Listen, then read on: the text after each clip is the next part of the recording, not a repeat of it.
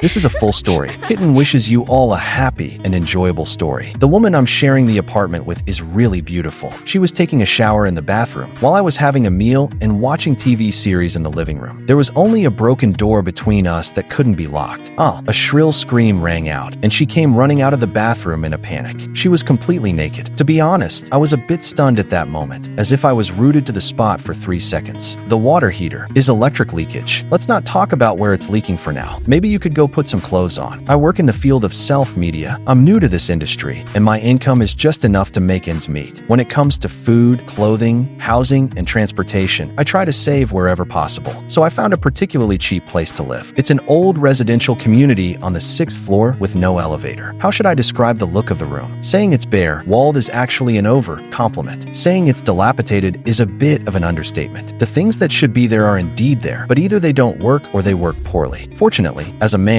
I'm not that picky. As long as I have a place to live and it can keep out the wind and rain, that's fine. The rent is 1,000 yuan a month for a 2-bedroom, 1-living-room apartment. It's really a bargain. Hailey also rents here because it's cheap. Oh, and there's another reason. It's close to her company, just a 5-minute walk away. Ever since she moved in and started sharing the apartment with me, I've been living a life that's worse than death. At first, when the real estate agent told me that a woman was going to move in with me, I was reluctant. We're all adults, and I don't have those unrealistic ideas like in TV dramas. The plot of having a romantic encounter just because of sharing an apartment is so cliche that even novels don't use it anymore. Having someone else move in means trouble, means no privacy, and means getting annoyed by all sorts of things. So why did I agree later? Because of 2 WeChat messages. The first one was a transfer record from the real estate agent, saying that from this month on, the rent would be split equally, and he transferred 500 yuan to me. The second one was a chat record from the real estate agent. He sent me a photo of Hailey. Well, she was really good looking. I tried to hold back, but I couldn't. In just 1/10,000th of a second, I had the thought that it might be nice to have a beautiful woman around. On the first day she moved in, out of gentlemanly manners, I thought I'd help her carry her luggage. I'll help you with your suitcase. Have you washed your hands? My hand froze in mid-air, like a thief's hand reaching out to a policeman. It was neither appropriate to stretch it further nor to pull it back. I stepped aside resentfully and watched her small figure struggling with the big suitcase. Forgetting to introduce myself, she didn't seem to have the intention to introduce herself either. After entering the house, she kept frowning. I knew what was bothering her. The house had a musty smell, much like most unsatisfactory lives. It took me quite a while to get used to it. You have the key, right? I'm going out. She gave a nasal and I didn't care about her. I just strode out of the door. That day, I went to have a meal with a friend. It was already past 10 o'clock at night when I got home. I walked into my room in a daze and was stunned. Is this really my room? The floor was clean, and some of my daily materials were neatly arranged, except for the bedding, which was the same as when I left. Everything else had been tidied up. To be honest, it was quite nice to have a clean, loving girl in the house. I lay on the bed and had a good sleep. The next day, when I wanted to start working, I found that the manuscripts on my desk were gone. What's more important, my USB flash drive was also missing. That was my life. All my inspirations over the years were in that USB flash drive.